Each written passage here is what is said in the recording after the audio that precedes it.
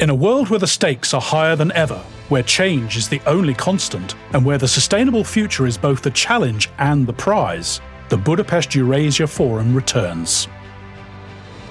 This year, we explore the various transitions which are needed for sustainability. We do this with the most influential Eurasian thinkers, decision makers, entrepreneurs, business executives, and academics, through 6 thematic panels. Finance. Recipe of sustainable finance. Explore green and digital solutions for an efficient, accessible, and robust financial system. Geopolitics, the tech power play. Discover how global power competition and geopolitics shape the tech market. Technology, bridging the digital divide. Join us as we pave the way to full digitalization, opening a new era for humanity. Economy, nurturing sustainable prosperity. Learn about sustainable growth in key sectors and the drivers of economic evolution. Multilateral cooperation, harmonizing sustainability. Discover the role of ESG principles and guidelines in the operation of multilateral development banks and financial institutions. Education, crafting tomorrow's workforce. Envision the future of work and education, nurturing in-demand skills for tomorrow's workforce. Join us on this journey, because Eurasia is starting with us. Budapest Eurasia Forum, connecting minds for a sustainable tomorrow.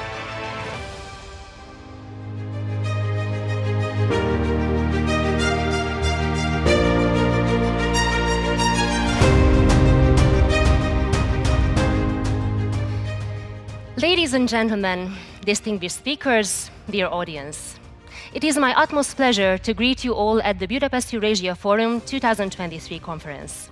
My name is Victoria Váradi, and I am honored to be your host at the second day of this annual event.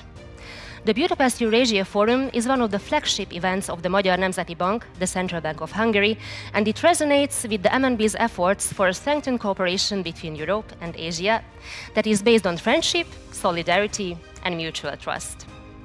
This year's forum is held under the theme Transitions for Sustainability, as the event will seek alternatives for carrying out the transition to a sustainable development. This year, our distinguished speakers will focus on the issue of what inescapable adjustments are required to achieve sustainability. While yesterday we had a high-level opening ceremony and panel discussions on finance, geopolitics, and technology, in addition to a ceremonial book launch of the Eurasia volume of studies, today's sessions will discuss the most actual topics of economy, multilateral cooperation, and education.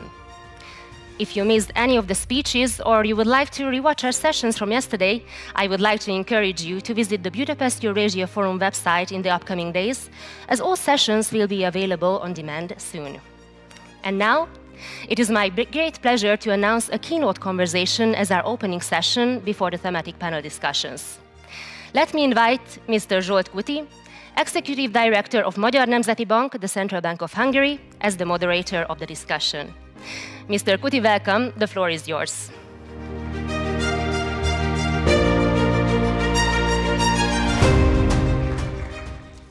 Warm welcome, everybody, and very happy to be here. And I'm Zsolt KUTI, Executive Director for Monetary Policy and Financial Market Analysis here in the Central Bank of Hungary. And I'm very happy that I will be the moderator of this keynote conversation today, which will be about the interlinkages between geopolitics and financial markets. And I would like to shortly introduce our keynote speaker, Mr. Zoltán, who will hold this conversation. Zoltán is a founder and the CEO of Plures, a macroeconomic advisory firm based in New York and specializing in funding and interest rate markets. Prior to establishing Plures this year, Zoltán held top positions at Credit Suisse, where he was managing director, global head of short-term interest rate strategy, and member of the investment committee. And in his role, he made significant contribution to his field and became a trusted advisor to the world's top investors. So I would like to welcome Zoltán here at the stage.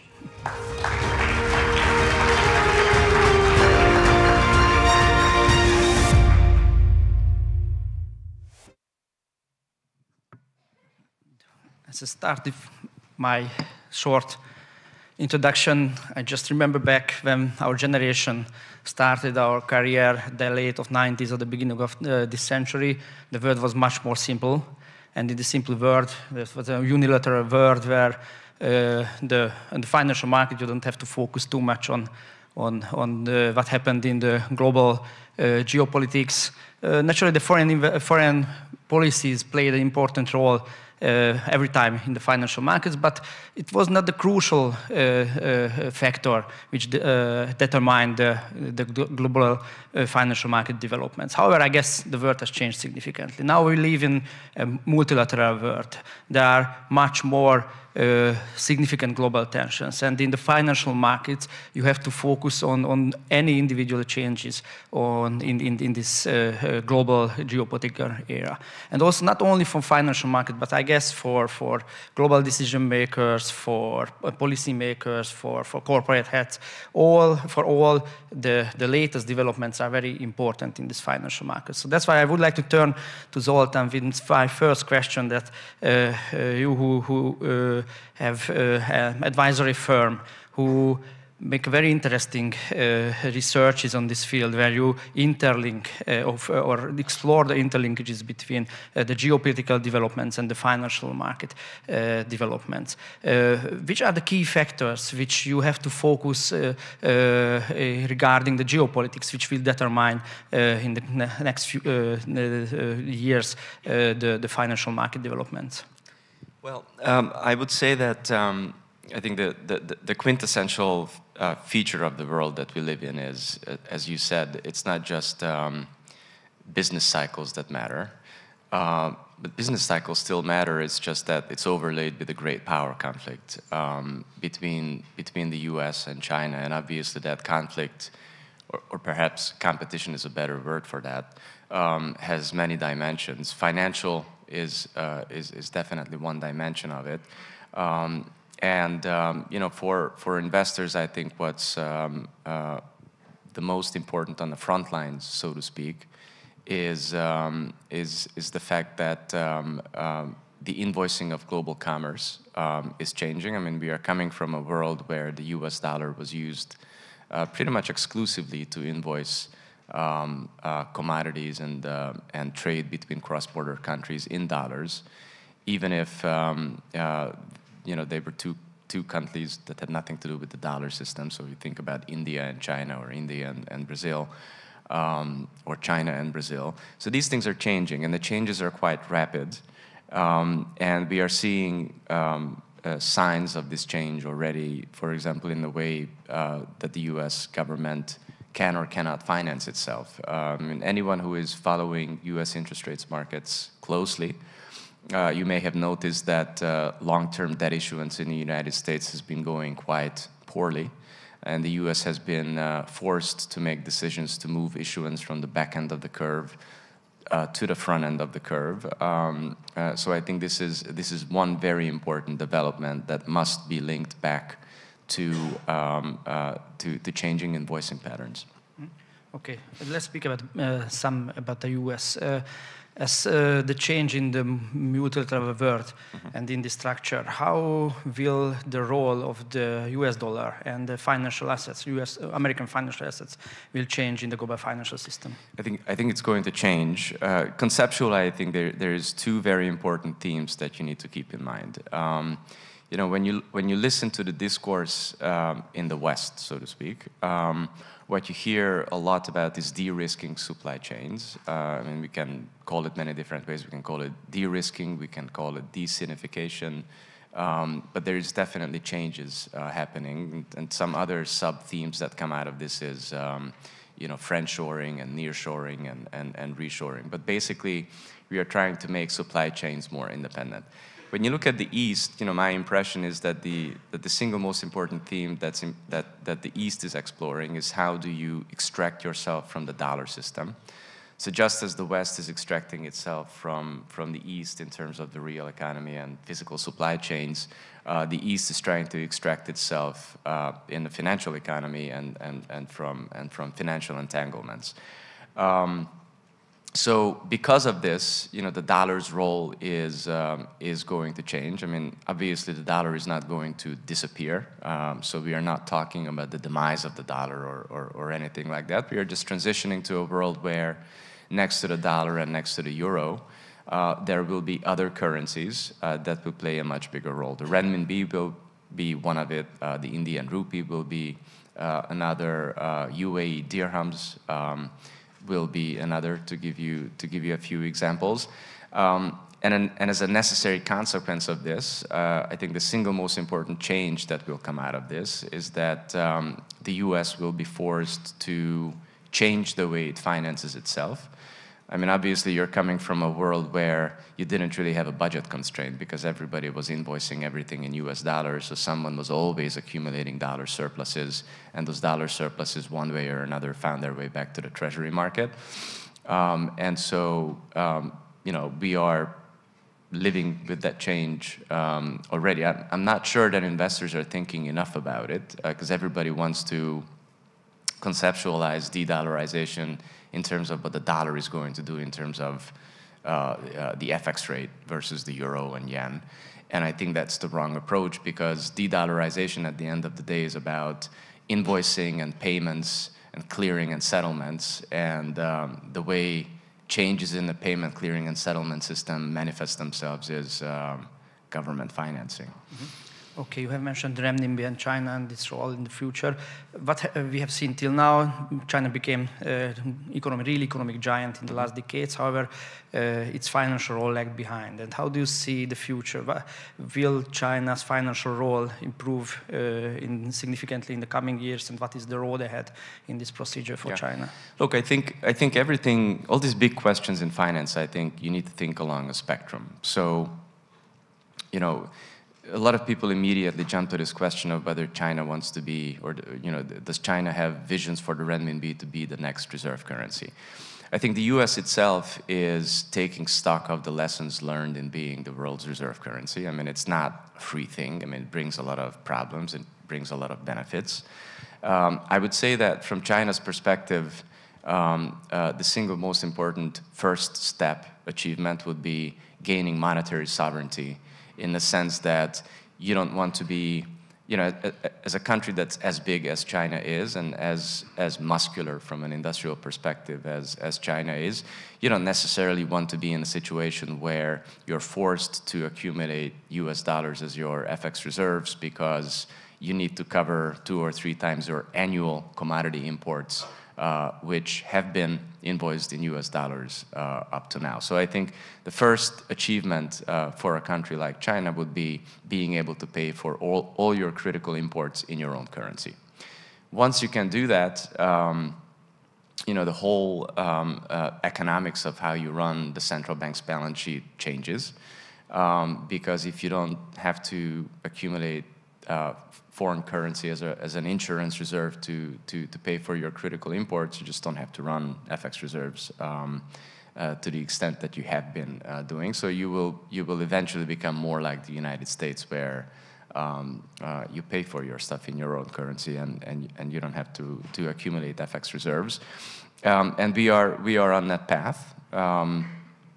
And other than that, I think China is also developing through its swap line network a trade financing mechanism where basically all the countries along the Belt and Road sphere have a standing swap line agreement with China. And I'm sure we will come to this in future questions, but changing invoicing patterns, building out a correspondent bank network, central bank digital currencies, interlinking those with Project Enbridge, all add up to a pretty muscular vision for the renminbi's use, at least along the Belt and Road. Okay. If we see these two economies, US and China, we see its competition for these geopolitical games in the future. How do you see in longer horizon the outcome? Some argue that there will be a separated world in separated financial markets, and they will not too big relationship between us. Some others claim that there will be such a world, but the financial centers will be still very strongly interlinked. How do you see which will be the further horizon, the outcome? Well, I think, hopefully, for all of us, we will coexist as two,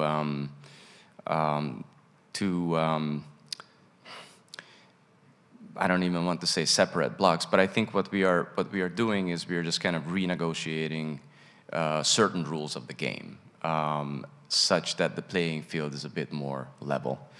So in that sense, I think it's the best outcome if trade in certain areas remains, and if trade in certain areas gets domesticated, so to speak.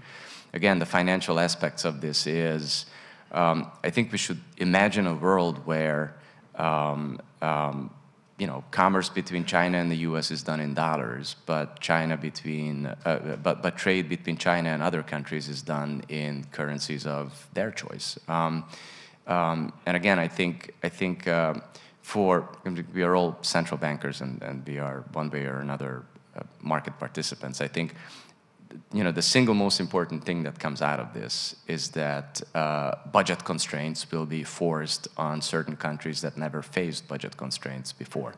And I think from that perspective, the change in invoicing patterns and the renminbi's use in global commerce, central bank digital currencies and everything that will come out of that is the single most important feature of this great power competition, and it's also the single most understudied.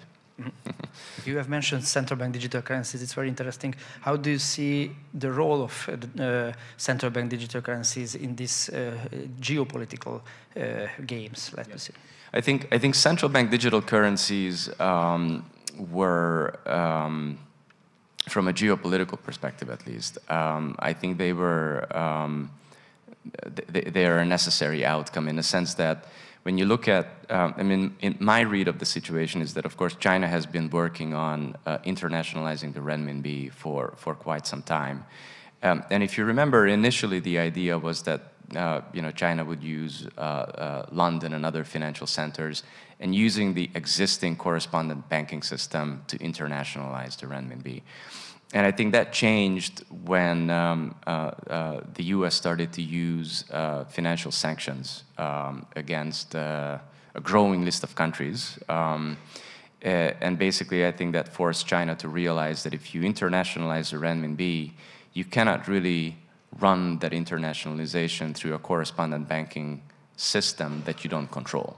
So, my analogy for this is just as Huawei is not allowed to build cell towers in Washington because you can use those towers to eavesdrop, China decided, well, we are not going to internationalize the renminbi through, JP Morgan and Citibank and BNP Paribas because that's not what we control.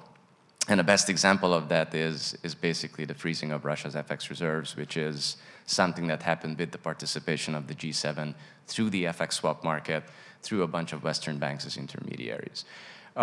So what came out of that is using central bank digital currencies. And I think the best way to think about central bank digital currencies is that instead of having a network of correspondent banks, which are private institutions, in the future we will have a network of correspondent central banks.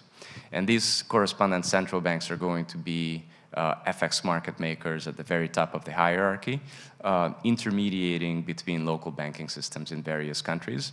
And I think Project M-Bridge is a project that's very much about that. It's going live next year after many years of trials. And at the end of the day, Project M-Bridge and central bank digital currencies have two key features. Number one, they envision liquid markets between two foreign currencies without referencing the US dollar and without going through the Western banking system for payment clearing and settlement purposes. Thanks, Seth. I think we were running out of the time, but it was a very nice and very interesting conversation. We could take it for hours in these topics, but thanks for the opportunity. Thank you very much.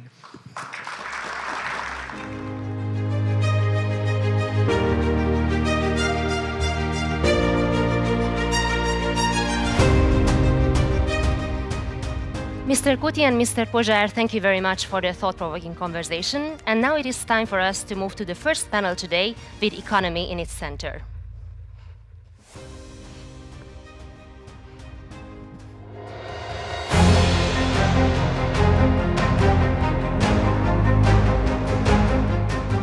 Innovation is one of the most important factors for companies and countries in maintaining competitiveness and achieving sustainable growth.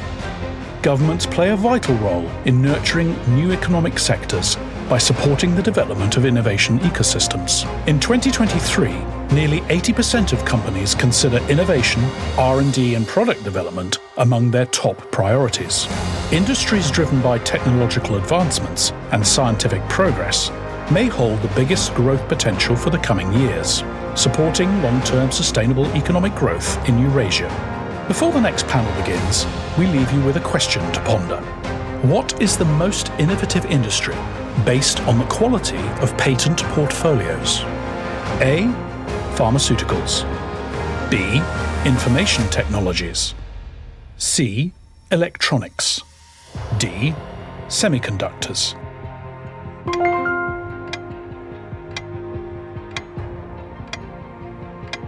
The right answer is A.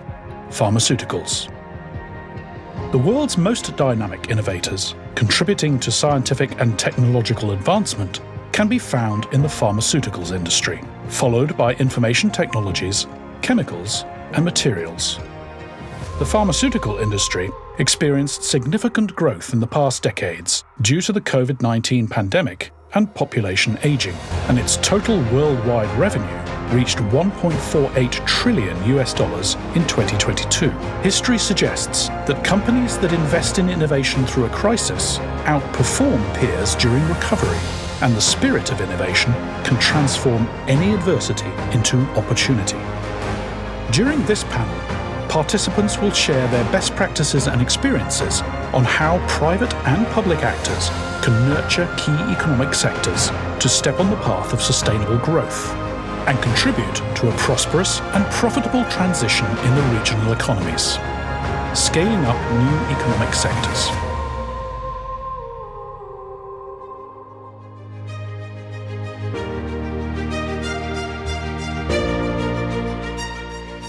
Dear audience, it is my pleasure now to greet Mr. Gergely BAKSAY, the Executive Director of the Nemzeti Bank, who will be the moderator of the Fireside chat before the panel discussion. Mr. BAKSAY, welcome. The floor is yours.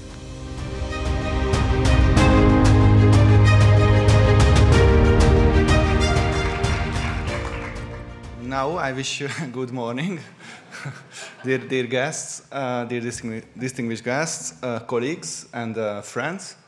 After this insightful discussion about finance and geopolitics, now let's turn our focus towards competitiveness and geopolitics and sustainability. And my partner in this discussion will be Mr. KETELS, who is a well-known expert on economic competitiveness and strategy. He recently returned to Harvard Business School. He is also a director and co-chair of the Innovation Fund Denmark and chairs the advisory board of Institute for Competitiveness. Dr. KETELS has been an advisor to the World Bank, to the European Commission, to the IMF, the Nordic Investment Bank, and a range of national governments and other organizations. Dr. KETELS, please welcome to the stage.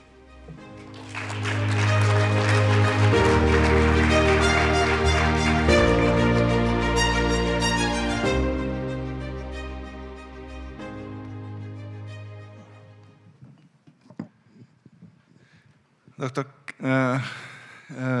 KETELS, as we know, the idea of competitiveness first referred to companies, and it was only later applied to countries, to national economies. As a world-renowned expert of economic competitiveness, how would you define competitiveness for a country and not for a company? Yeah, thank you very much. It seems almost dangerous to ask an academic about a definition very early in the morning. But I do think it's important because competitiveness is, as you pointed out, it's one of these terms that all of us use, but we don't use it in the same way. And unless we change that, at least unless we understand how different people use this term, we will not make any progress in our dialogue. So the term entered the stage in the late 80s, early 90s, when another Asian country, at that time Japan, was challenging the US on global markets. And there was really a concern about the ability to export and the ability to win on export markets. There was sort of a zero-sum game thinking about competitiveness at the time. Our win is another one's loss. And so it's important to keep that in mind as we use competitiveness in other ways. There was a different phase in Europe when we used the term competitiveness around the sovereign debt crisis around 2010. And a lot of other central banks really focus on cost competitiveness. And the idea was that competitiveness, in terms of the relationship between productivity and wages, was determining your ability to have macroeconomic stability. Now, the work that I and a lot of my colleagues lead is very focused on a slightly different but connected issue, and that's the one of productivity. So we're interested in competitiveness as the sources of what enables companies and economies to sustain high levels of prosperity based on productivity and innovation. Now, clearly, productivity has to do with success on global markets. It has to do with macroeconomic stability, but it's actually not a zero-sum game. In fact, dealing with another more productive country is one of the most important things that you can do to also raise your prosperity. And so it's a notion that's much more conducive, I would say, to a positive contribution and discussion between different countries. Thank you. So productivity is maybe the most important factor of competitiveness for a country. And the utter goal of competitiveness for national economies, the economic convergence to the most advanced economies, like, for example, Hungary, to catch up to the most advanced countries of the European Union. What should be the main focus of competitiveness policies in a middle-income country to improve competitiveness and productivity? Yeah, I think first of all, we have to recognize that this discussion about what drives competitiveness, what drives productivity and innovation, I think has been somewhat biased by the search of what's the holy grail. Is there this one thing that a country needs to do to become innovative and more productive? And I think the reality in some ways is more mundane, but also more complex. We know pretty much all the ingredients that are necessary. We talked about a lot of those. Human capital is probably the most important one. Physical infrastructure is critical. Access to finance is important. Openness of markets and rivalry is important. So all of these things are critical. But it's about how do you create that right kind of mix in your economy. And that leads me to your question about middle-income countries. You need to diagnose where you are as Hungary. What are the bottlenecks? How do you create a system, a puzzle of these individual elements that push you forward? The specific situation of middle-income countries and emerging countries is often that you move from a competitive model that's based on efficiency and productivity to a model that increasingly has to rely on innovation and creativity. That sounds easy enough, you just study more and become better. It's actually not quite as simple, because productivity and efficiency is often following the rules, being very kind of determined to stay in color within the lines. Innovation and creativity is to allow new things to happen, to fail, to take risk. And I would say, that's often the key issue for middle-income countries. How do you move to that new culture? Because it doesn't just require becoming incrementally better in individual areas, maybe spend a bit more on education and universities, but it requires a sort of wholesale change of policy choices, and that's what's really hard. Thank you very much. In the 2020s, in the last couple of years, the world has changed a lot compared to the previous decade. If we think about energy price shock, the breakup of horrific wars, it reminds us more to the 1970s or even the 1940s. And also sustainability became a vital question in the last couple of years if we look at climate change, demographic trends, or even just financial figures. How do you see the relationship between competitiveness and sustainability, and whether competitiveness became even more important among these circumstances? Yeah, no, absolutely. I mean, as I mentioned, I think this term sort of entered the dialogue, the discourse of policymakers in the late 80s and 90s. The world has changed dramatically, and we have to rethink what competitiveness really means. And sustainability is a key part of that change. Now, when in the 90s we had this discussion, it was really about what enabled countries and locations to achieve higher levels of GDP per capita on average. That's not what societies and communities really are after. They are very focused on how do we create prosperity that is sustainable, that's also shared more widely through our societies, that is more social. So that's not only measured in GDP, but also in other areas of social progress. And that's also, to stay with the S's, more solid, the resilience. Are we able as societies to withstand shocks? So in that sense, I think the dependent variable, the goal, the objective function of competitiveness has changed. I would argue that is also what drives competitiveness, and we talked about the drivers of productivity, that what drives competitiveness has somewhat changed. So it's still very important, all of the things that I mentioned before, in order to create prosperity and actually enable the green transition and other things. But the geopolitical tensions that have been so much the subject of our discussions earlier today and yesterday have also focused us to think about that it's not just about creating wealth, it's about capturing wealth. And there, I think, power, financial power, military power, cultural power, has become much more important. Countries, governments are taking more steps to essentially rig the markets in ways that enable them to capture more of the wealth being created. We are in a world where there's more policy steering. Now that has another implication. It's not only that you're powerful as a country, that you have resources, you also need a political system and a government system that can actually leverage these type of assets.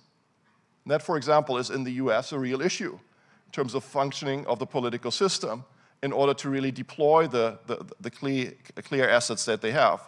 It is a challenge, I would say, particularly for us in Europe, because we're a group of essentially small open economies that were perfectly aligned with the old world, where it was all about productivity and innovation, and then an increasingly open global market where we could deploy these assets. We haven't learned to use also the power of government.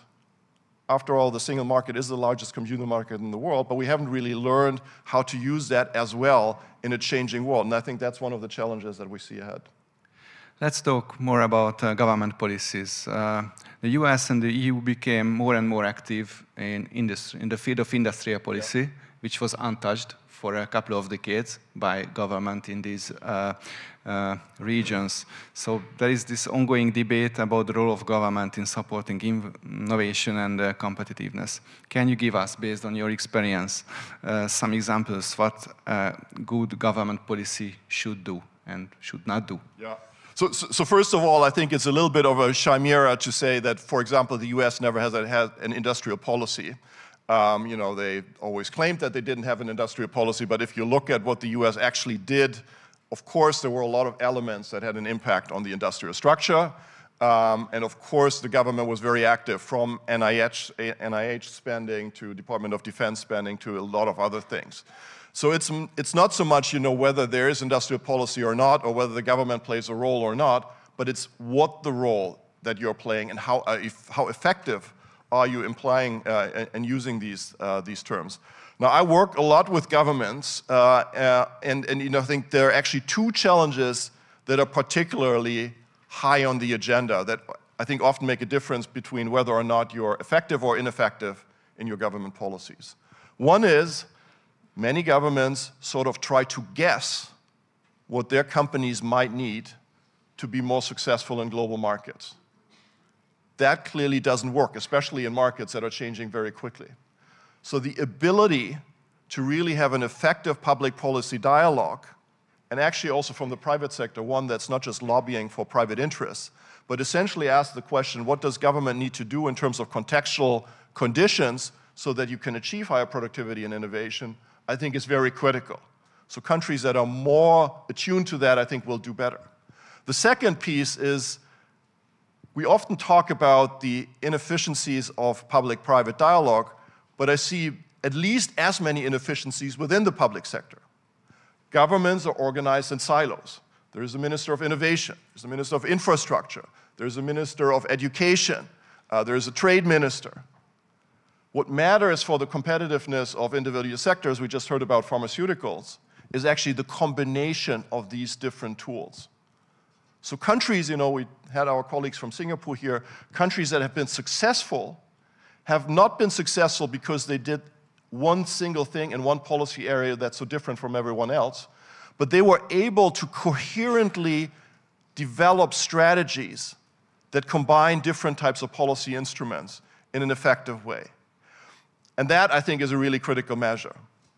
Final point, you know, one of the things that we're now discussing a lot in Europe is the IRA in the US. We like to see our American friends do more for the change to the green transition. We're a little bit worried about the extent of money that they are paying. But the real challenge, I think, for the US will be how do you move from a policy approach that's essentially about tax subsidies and financial flows to one that allows innovation ecosystems to emerge that really can kind of drive broader strategic agendas, including infrastructure, including workforce development. The Americans have realized that. I'm not sure that the tools are already on the table in the US to do that effectively. Thank you very much. We have left only less than 2 minutes. I have one last question, which is about a game changer, which is artificial intelligence. We heard a lot about this this year, and as yesterday, Governor Matolcsi said it can be a solution to increase productivity and for a lot of problems, but also it is a major threat for some parts, for example, of the labor market. How do you see, how can we capitalize the most of artificial intelligence? Well, I think the governor was entirely right. You know, I mean, in some sense, it's a typical answer of economists to say it depends. But there are two scenarios, actually not only on artificial intelligence and new technologies, also on some other topics. But we start with this. The negative scenario, of course, is what this will do is make a lot of existing jobs irrelevant. Will basically substitute jobs and certain activities that AI just does much better than individuals could do that. That could lead to unemployment, more tensions between the rich and the poor, the skill rich, the skill poor. The other scenario is one where this becomes a major productivity driver. We are able to redirect the resources, including the people that have been working in activities that are now taken by AI into other sectors. It is triggering a lot of investment that will drive growth and really enable us to overcome the low trend growth that we're facing in front of us. It's not AI's decision or, you know, in its nature to decide one way or another. I think it's our policy choices that will really determine what to do that. So I would like to see a discussion that's much more focused on that. Do we use policies that, in my view, would enhance competitiveness, that would enable us to use AI to drive productivity and prosperity, or are we thinking purely defensively and minimizing the losses? I think then we're much more likely to end up in the negative scenario. Thank you, Mr. KETELS, and thank you for the whole discussion. And for the audience, thank you for your kind attention. Thank you. Thank you.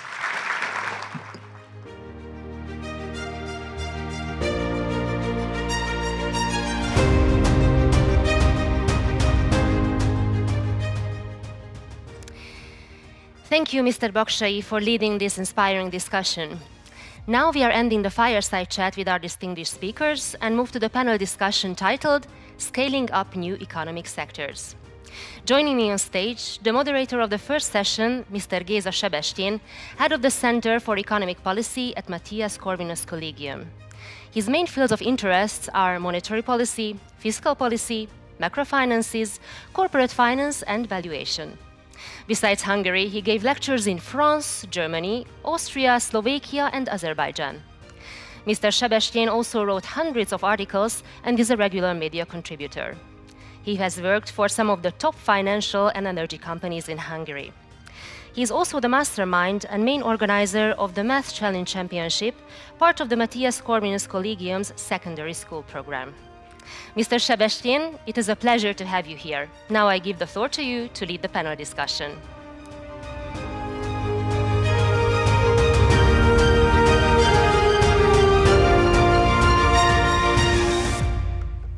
Ladies and gentlemen, distinguished guests, it's a great honor to be here and hear such an introduction. Let me first thank the organizers, the National Bank of Hungary, the Magyar Nemzeti Bank, for hosting this great event. As Governor Matocsi said, this is a new framework for the dialogue between Asia and Europe, and I really think that if somebody from Asia wants to understand us Europeans, or we Europeans would like to understand Asians better, then this is really one of the go-to places to help on this journey.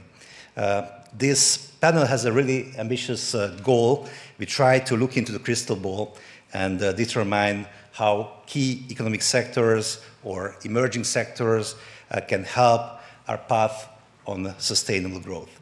My partners in this undertaking are, and let me call them to the stage at the same time and introduce them. First, Professor Chong En-bai, who is a Mansfield Freeman Chair Professor, Dean of the School of Economics and Management of Tsinghua University. He earned his PhD degree in economics from Harvard University. He was a member of the Monetary Policy Committee of the People's Bank of China from 2015 to 2018. His research areas include institutional economics, economic growth and development, public economics, finance, corporate governance, and Chinese economy. Please welcome him to the floor.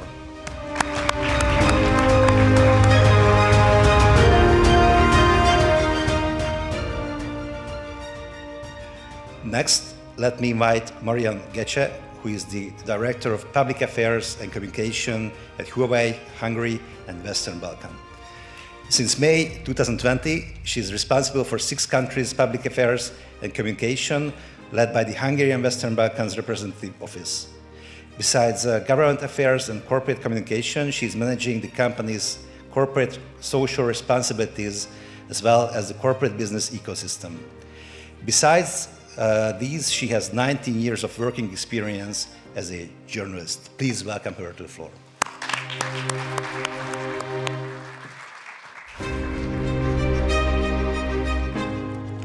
As next, I would like to invite Chris Leck, who is a Group Chief Technology Officer at the Public Sector Science and Technology Policy and Plans Office, a department of the Prime Minister's Office, Singapore, and Senior Advisor, Innovation and Enterprise, and Agency for Science, Technology and Research, also called A-STAR, which is a great name. He's also an adjunct senior fellow at Nanyang Technological University, Singapore. He was recognized in the Apolitical and World Economic One in the world's 50 most influential people navigating disruption. So he will help us to understand the disruption coming. Please welcome him to the floor.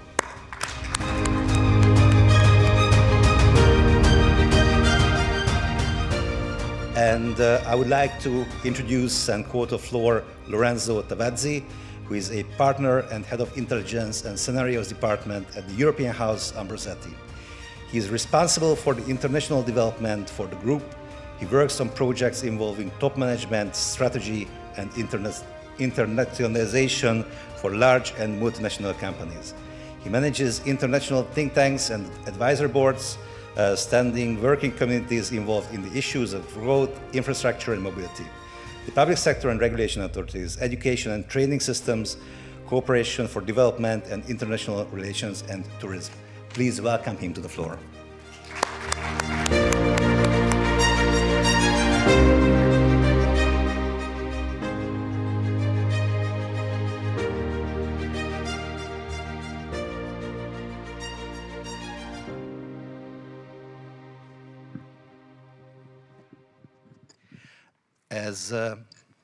As Governor Matocsi has mentioned, sustainability means a balance in our society.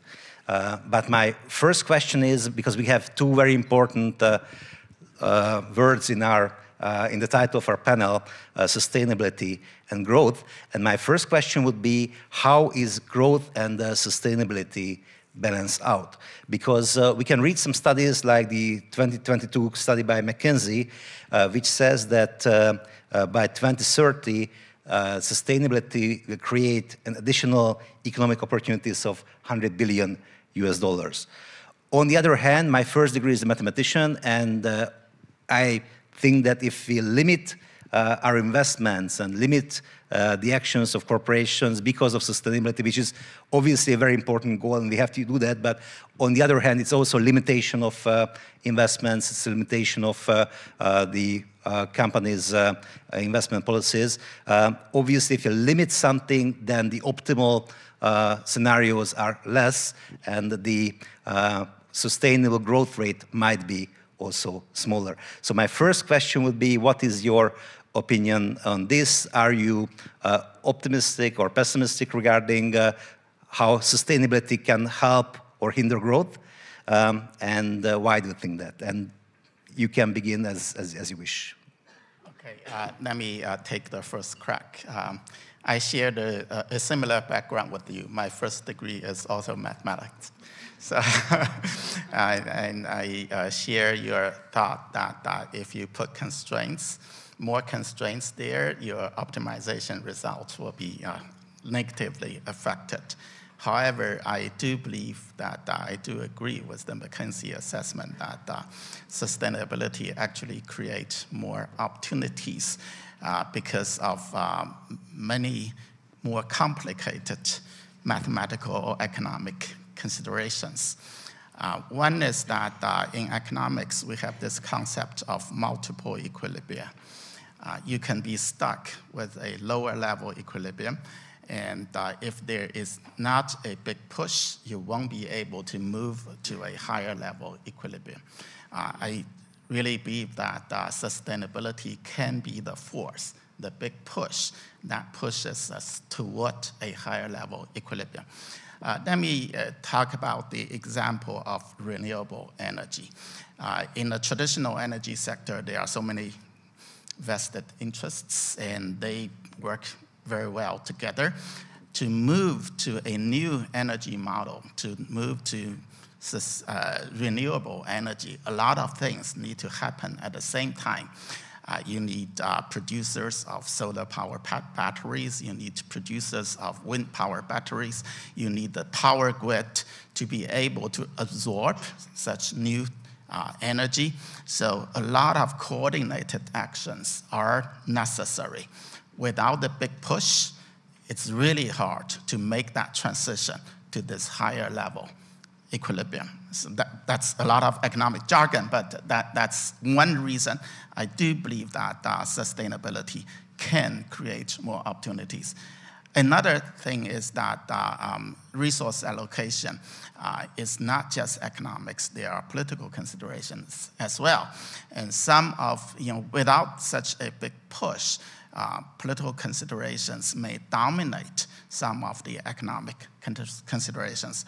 For example, we need to put more resources into education and health, and there's a lot of study to show that the rate of return to investment in education and health is really high.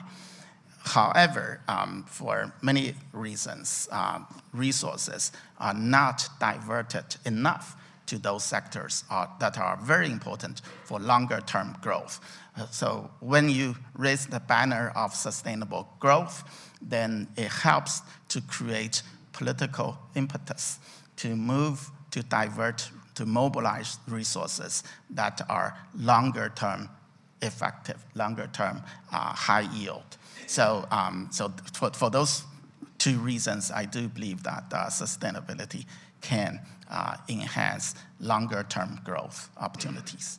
Thank you very much. I totally see your point. And as a father of 5 kids, I also see that sometimes a little push might improve the future performance. So I totally agree with you. Who would like to continue? I may? So I'm coming from a company, I'm representing here a company which is one of the biggest ICT solution providers, and also one of the, one in the center of the geopolitical fight. But actually, this is one of the most innovative companies as well, also regarding sustainability and diversity. We invest more than 21, last year it was 21% of our revenue into R&D, and we definitely recognized our responsibility for the society and for the communities where we work. Thus, we started the Tech for All digital inclusion campaign some years ago, which helps protecting environment and for example, different animals, different wetlands, different forests from climate change. But at the moment, sustainability is very, very expensive. Even if we have a big experience and history for technology and innovative technologies, it's very, very difficult to find proper and cheap solution for sustainable projects. For example, in Ireland, there are very few knows that in Ireland there are more than 30 species of whales and okras, sorry, in English. And these whales are very much frightened of the ships and of the cargo, which are going, and the dolphins, which are going above their head. And to measure it, how frightened they are, we can measure it through their voices, through their sounds, what they output. And with Huawei technology, we implemented with local partners, with a think tank, a sound detecting buoy, and it's clearly the data we earned from it, and with the help of AI, sorry, I like AI, so with the help of AI, we could exactly define that the dolphins are trying to overshout the noise of the traffic, of the cargo traffic. So, and this is super, because we can protect them. There will be hopefully less whales swimming towards the beach and dying there, right? Because they are afraid of the cargo. So, but this is very, very expensive at the moment to implement. But we can, as a corporate, as a global leading corporate entity, we can set up examples. And I think this is the most important at the moment now for sustainability, to set up the good example. Thank you. And this was a very good example also in that sense, because when we talk about growth, we usually, I say always, we always focus on us humans, that how our life will change, how our economy will change. But this example was perfect in showing us that there are other living species on Earth as well. And if we can improve their living conditions, maybe the traditionally measured GDP growth will be smaller, but the total happiness or total level of standard of living on Earth might improve. Thank you very much. Please, Chris. I think I would fall on the side of the optimist as well. And I'm wondering whether, in a way, there's a false equivalence here. It's not quite a zero-sum game, I suppose. And I think, if you look at Southeast Asia as an example, there was a recent report put out by Bain, the consulting company, as well as Temasek, which is Singapore's sovereign wealth fund. They looked at it and they said that the green economy could add 1 trillion to ASEAN's economy by 2030. So that's huge in terms of growth that we're talking about. And this is sustainable growth. And maybe if I can give 2 examples, I think, from the Singapore context as well. We have invested quite significantly into carbon services and carbon trading, and we've really grown this as a new sector in Singapore. Similarly, when we're talking about agri-food, for example, that's also another new sector that we have invested quite significantly into. Part of this was really that I mean, for Singapore, we are a small island state, and we know that we will be affected, perhaps even more than others, when we're talking about climate change. So we felt that it's something that we have to do, but how can we contribute in a way that makes sense for us, building on our inherent strengths, and also when we looked at it, I think being an advisory and financial services hub, it made sense for us, I think, to go into carbon services, carbon trading as well. So I think today, this sector, there are more than 150 companies already established in Singapore, just over a short period of time. Similarly, I think when we talk about agri-food, I mean, we are not a traditional agricultural nation. I mean, we are small. We produce only about 10% of our own food, and using just 1% of our land. But food security, food resilience has been something that's been top of mind for many people in recent years, whether due to the pandemic. I think it's reminded us, the war in Ukraine as well, El Nino even, right? So we are also very mindful that food security is important, it's existential almost for us. So we set ourselves a target to triple the size of our agri-food sector in a way by 2030. We call it the 30 by 30 strategy. And again, we invested significantly into this sector. And today, the sector has grown quite significantly. And it's not just about serving our own needs for resilience as well, but these are also sectors that are, I think, creating many good jobs. When we think about food, we also need to think about how the food sector as a whole is really growing as the global middle class grows. I just saw somewhere that I think if you're in the middle class, apparently on average you consume about 50 grams more protein a day compared to those in the lower income group. And I think around the world, in Southeast Asia especially, I think the middle class is expected to grow significantly. So it creates a lot of good opportunities for growth as well. So good jobs, good growth for everyone. So I'm on the optimist side. Thank you.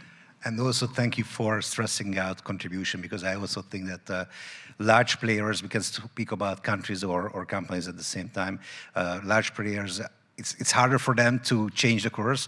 For smaller players, it's harder to see the global impact, but it's very important that we all contribute. I totally agree with you. Thank you very much. Lorenzo, please. Thank you. A very good morning to everyone, first of all. Yes, I tend to share the optimism of my fellow panelists.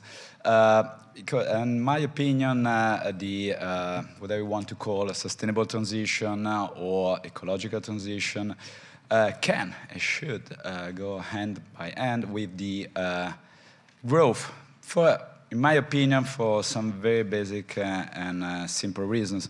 Because it's a matter of transforming our daily life by applying new technologies, by applying new organization procedures, by devising through creativity new services and new solutions to current problems. That's the basic question, meaning evolution. I would like to maybe give you some example, three basically, and it comes to my mind. The first one, last year we performed a quite large assessment of all the investments that are needed to be deployed in Europe to meet the famous decarbonization target by 2050. 2030, 2040, 2050.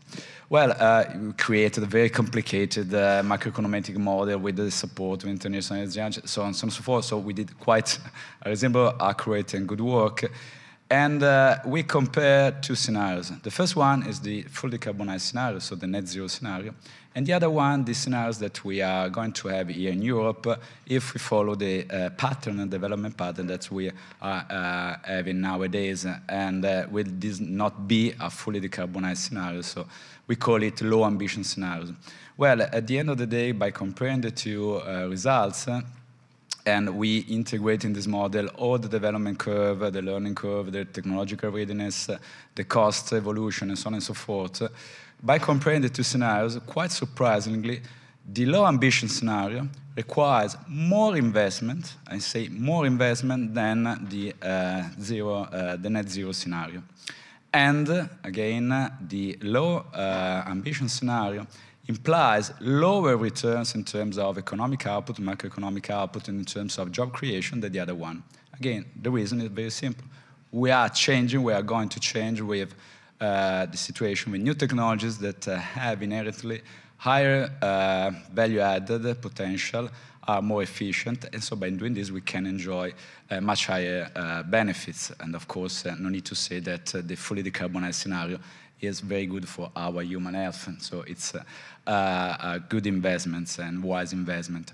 The second one, we are at think tank, so we do a lot of research. Sorry for citing our own work, but again, last year we performed a fair analysis at European level on company level. And we created 3 groups of companies, the one that are investing, that have invested and are investing heavily on sustainability. The second one, middle level of investment on sustainability, and third one, very low investment in sustainability. Investing in sustainability at large, so technology, process, internal organization procedures, and so on and so forth. Well, we discovered that the first group, so the companies that have invested, are investing heavily in sustainability, enjoys much higher returns in terms of turnover, in terms of profitability, in terms of productivity. And maybe this is not surprising again, because it's a matter of creating innovation.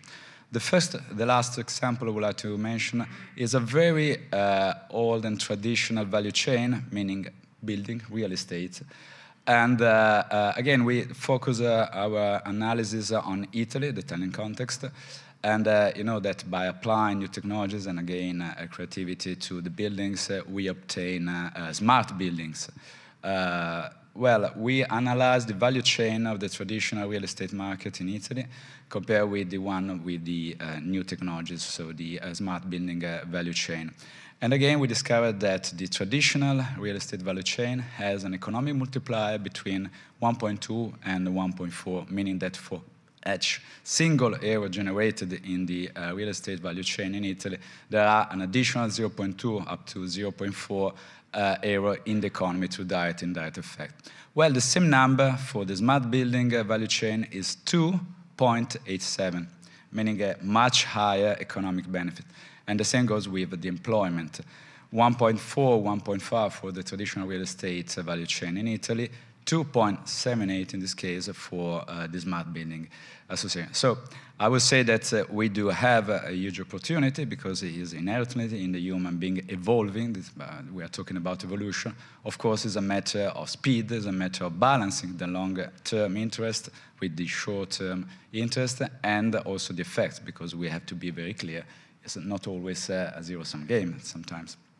It's a matter of creating more in the long term, but suffering some loss in the short term, and we need to balance that very wisely, in my opinion.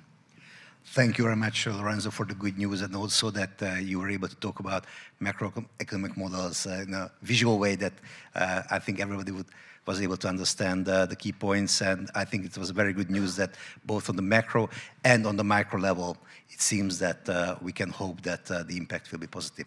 So let me turn to some more personal questions, or I have a question for each and every one of you. And let me start with you, Professor Bai. So China has been the world's fastest growing economy for decades. As Special Representative Wu has stated yesterday, even in the last years, China has successfully helped to raise nearly 100 million people out of extreme poverty. And at the same time, China is also making significant investments in renewable energy and improving environmental quality. China is the largest carbon market in the world. So which were, in your opinion, the most significant steps which we might copy, or what can we learn from China? Which are the most important lessons which you have learned on your path? That's a very good question. It's hard to say whether China's experiences can be copied. It's really a difficult question. Let me use an example to illustrate what needs to be done to promote sustainable growth. Earlier, I talked about this multiple equilibria situation. EV industry is such an example. When you have these combustion engine cars, all the power stations, you buy gas instead of charging electricity. So for that sector to develop, a lot of coordination is needed. And there, a clear and determined strategy is really important. If you don't set the clear direction very clearly, then nobody will follow. So in that case, I think it's a very good example of very good collaboration between policymakers and the private sector. In the case of the policymaker, they set this very clear strategy, very clear direction that China needs to develop an EV industry. So the government convinced for that industry to develop, you have to have, first of all, charging stations that are convenient everywhere. Also, you need to have consumers, the first group of consumers. But when the industry is new, very few consumers are convinced that this is going to be the future. If they buy an EV, in the future, if all the power charging stations stop to function, then your car becomes useless. So in China's case, the policymakers worked together with taxi operators. They are large consumers. So it's easier to convince them than to convince individual consumers. So all the taxi operators become the first movers. They commit to use EVs as their taxi fleet. That's a large demand. That kind of demand make the producers feel comfortable that the cars they produce will be purchased by somebody. So this coordinated strategy that set up charging stations in convenient places, enough of them, having consumers, the first group of consumers that create enough demand so that the producers are willing to make investment there. Then making the financial system work so that the innovators for EVs can get the financing that they need, making policy that are friendly to them. And in this case, most of the innovators in the industry, in the EV industry, are private sector industry actors. The combustion engine industry was very much dominated by state-owned enterprises and their joint venture with foreign automakers. But then, with this new strategy, private sector became very pivotal in making the investment necessary. So that's, I think, setting up a clear direction, having a coordinated strategy, encouraging the private sector to innovate, and at the same time, recruit the first group of consumers. All these things work together to move the EV industry into the position it is now in. So this is just one example, and the solar power industry is very similar, and the battery industry follows the EV industry, etc. So that's what I think are the most important part. Thank you very much, Professor, and you all had good news for us. Let me share a good news with you as well. We Hungarians, we are good students because we did big investments into the EV and battery industry, and also solar as well. And also the Hungarian National Bank is one of the torchbearers in the region regarding green finance. But I still think that we can learn a lot, even from the examples you have shared with us. So thank you very much for your points. Marianne, I would like to continue with you. Huawei Tech for All, you mentioned that as well. And it's really a great initiative. As I read in Senegal, you are teaching digital skills to 5,000 young people. In Italy, you made a survey with 5,000 Italian children and adults regarding their awareness of digital tools and cybersecurity. So I could ask as well, why is 5,000 so important for Huawei? But I would rather ask you that which of these programs will be the most influential, in your opinion, in the future? All of them, definitely. All of them. Then it was a very simple question. Yes, yes. Actually, these digital inclusion programs, which are not only protecting environment, but also helping children or unemployed youth or women to gain more digital skills and have a better prospect for the future. Beside that, I would like to connect to Mr. Professor what he said regarding the EVs and that sustainability is driven now by private entities, private sector in China. Huawei is one of them. So such as our birthplace, our hometown is Shenzhen, and Shenzhen was one of these cities which implemented electrical vehicles from the beginning in the public transportation and also the taxis, as you mentioned. And actually what Huawei is doing now, that we are developing technologies which help, for example, to charge a car, an electrical car, 1 kilometer energy within 1 second. So and it's available already. So this is completely true.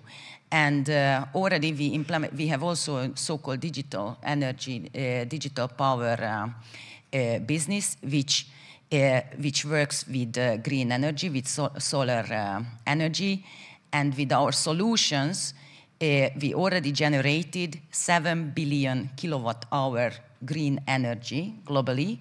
In Hungary, this number is a bit smaller. It's 2 billion kilowatt hour. And this is equivalent with planting almost 500 million trees all around the globe.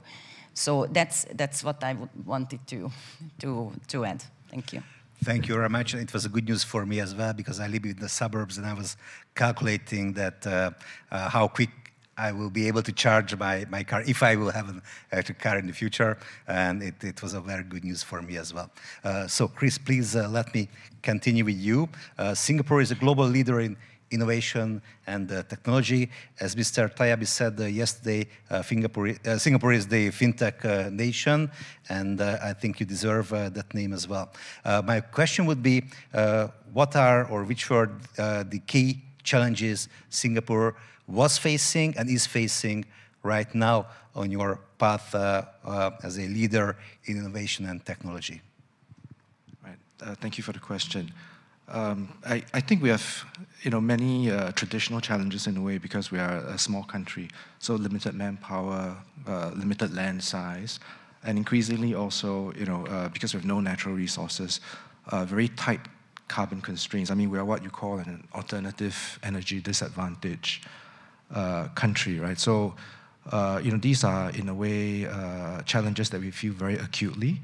But in a way, these are also, opportunities that we can tap on by applying innovation and technology to help us to overcome them. But at the same time, also perhaps reap new economic returns from these sectors or these challenges as well.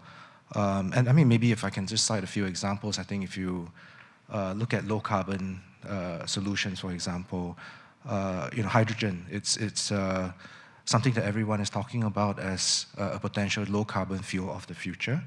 But it's a very nascent technology and very challenging in a way to handle in terms of the transport and storage of hydrogen. So to be able to do that in a cost-effective manner, in a very safe manner, there's a lot more that we need to do in terms of the science and engineering to create these new solutions that we need, the new technical standards that we need. And I mean, maybe just to illustrate this, if you think about the future demand that, that we would need for hydrogen in Singapore, and the land area that we need to store all of this hydrogen, actually based on today's standards, that's impossible, because there are, the safety buffer zones, for example, that you need. It's just humongous in a way. So more research is needed to think about how we can do this in a more effective way to allow small countries like Singapore to safely store and manage hydrogen. But these are also solutions that in a way can be scaled globally once I think the solutions are available, because I think many cities are now realizing that this is potentially a problem for them as well. Maybe another example that I can cite is, if you think about solar, right? I mean, everybody is into solar. It's a huge market opportunity. But for many countries in the tropics, it's challenging because you have a lot of cloud cover. So you do need good energy storage systems in order for you to tap on solar and to ensure grid stability. And so in Singapore as well, I think we're putting a lot of money into R&D to see how we can develop more cost-effective energy storage solutions that works for us. And again, because of our small size, the traditional means of energy storage may not work, because these take up a lot of land area. So for us, we are thinking about how we can have energy storage systems that are vertically stacked rather than horizontal, which is the case today. So again, I think these are just some examples of how we are trying to turn some of these challenges into opportunities for us. Yeah. Thank you very much, Chris, for sharing this with us. And I think that for a country being bigger, it helps not only in football, because you have more people to choose your team from, but also regarding your economy. And I think that for us Hungarians, which we are not a big country, so for us Singapore is a very important country to watch and learn from and study your experiences and your path. So thank you very much for sharing your points with us. Let me turn to Lorenzo. And your study, Strategic Supply Chains for the Energy Transition, the European House of Ambrosetti analyzed the level of competitiveness of the European industry in relation to green value chains. And my question would be, what is your opinion on the present state of the situation, and how or what should or and what could Europe do from a policy point of view to recover the competitive gap which we have right now? Thank you, and I would like very much to connect to some of the issues that have been raised by the other panelists. Well, in my opinion, we as a European are living quite interesting times for many reasons, but in particular with regard to the energy transition, which is a fundamental part, as we know, of the ecological or sustainable transition. Well, on the one hand, we are a set of policy targets that decarbonization policy targets that have been raised upward steadily over the years. And it's quite well known that just talking about the renewable energy sources, according to the 2022 Fit for 55 package, where we had at the time set a target of 40% of renewable energy sources in the overall mix and global consumption of Europe. Now this target has been raised upward up to 45% with the very new 2023 REPowerEU plan. So on the one hand, we are setting very ambitious targets. On the other hand, we are making available a huge amount of resources, public funding, and it's good, of course. To me, sometimes also a little bit scary, because I'm always skeptical when there is too much money, but it's another story. I don't want to enter into detail. And of course, Europe is not unique to this respect, because the US are investing a lot. It was mentioned before the scheme, the Inflation Reduction Act by the US, which are going to invest for the empowerment of the industries related to the green transition, something around 50 billion euros. Also China has invested, still investing hundreds of billions of euros. According to our estimates, the available funds, public funds in Europe for this transition, industrial transition, is around 700 billion euros by 2027, sorry. So roughly speaking, 100 billion per year in Europe. And it's good. By combining the two, so policy targets, binding, I would like to underline the word binding policy targets, and huge amount of money available, potentially available, well, what the result will be? A huge boom of the market. we focus our attention in a specific study on three major green value chains, talking about the energy transition, photovoltaic, batteries, and heat pumps for many reasons, because of the cost effectiveness, of the efficiency rates. Batteries are fundamental for the take-up of the electric mobility and for enabling the integration of renewable energy sources within the energy mix of a country. Well, according to the different scenarios that we have depicted, to make the long story short, we'll be seeing by 2030 a market booming from 7 to 8 times the size for the photovoltaic, 10 times for batteries, and for heat pumps, if you consider that we want to reach and to meet the policy targets, we need to install in Europe more than 70 million units of heat pumps. Now we are around 10 million, more or less. So we will be seeing a huge increase in the demand, but to get to the point of your question, the story that here in Europe we are still lacking of industrial capacity. So we do not have enough industrial capacity to meet this potentially huge demand.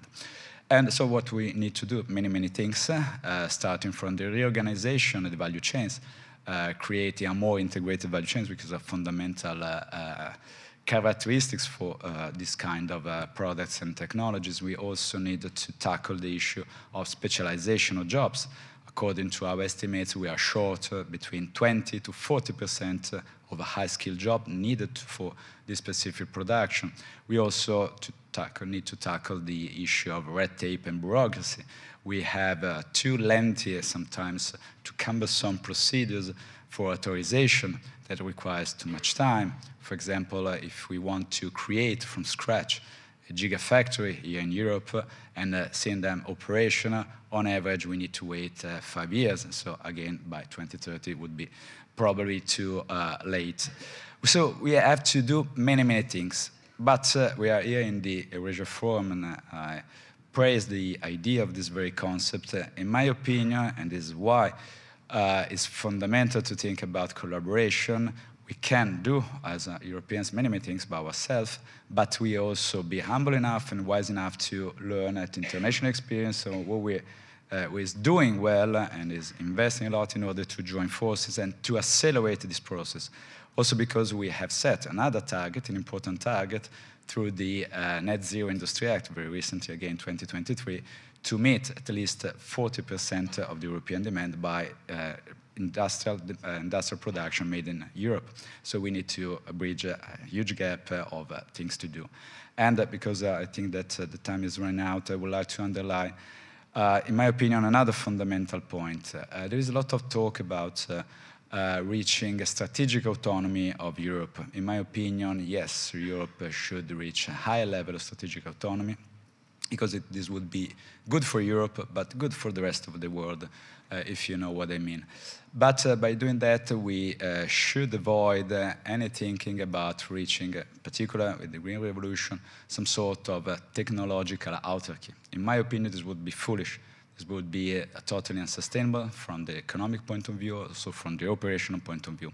So having said, and looking in particular into Asia, because nowadays is the area of the world that is most advanced in this kind of technology and products, all the opportunities of collaboration in order to integrate steps or phases of the value chains is a very interesting and, in my opinion, the right way forward to promote a common development. Taking into consideration, because we have to be very honest, that sometimes we are also in competition. So a fairly balanced and open and frank dialogue of competition and collaboration, in my opinion, is a very wise way to meet the challenges and in particular unlocking the potential of the opportunities that we have together. Thank you very much, Lorenzo, for your thoughts. And I also like that you are an optimist, as you mentioned before, but you have a to-do list for us. So we have to work, and you also mentioned where we should improve the situation. We have a very, very low amount of time, but let me have a very quick question to all of you, because we saw in the quiz that the pharmaceutical industry is leading regarding the patent portfolio. What do you think, if we will meet in 5 years here once again, if the MMB will invite us, which industries will be the leaders, the torchbearers of this sustainable growth change?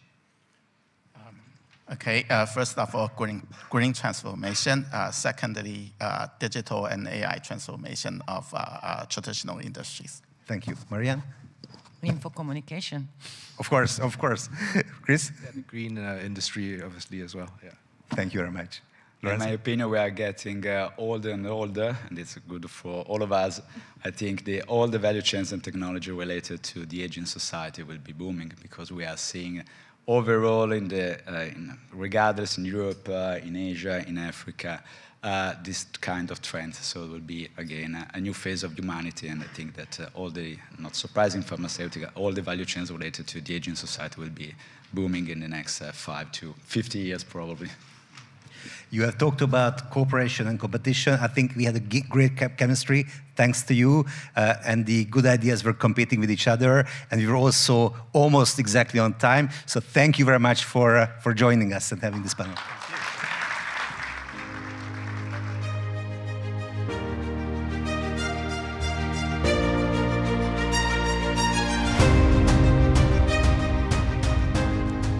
Mr. Sebestyén, thank you very much. I am sure that we all found tremendous value in this panel discussion. Ladies and gentlemen, now we are having a 15-minute break, but after that we are coming back and continue our program with a panel with multilateral cooperation in its center. See you soon.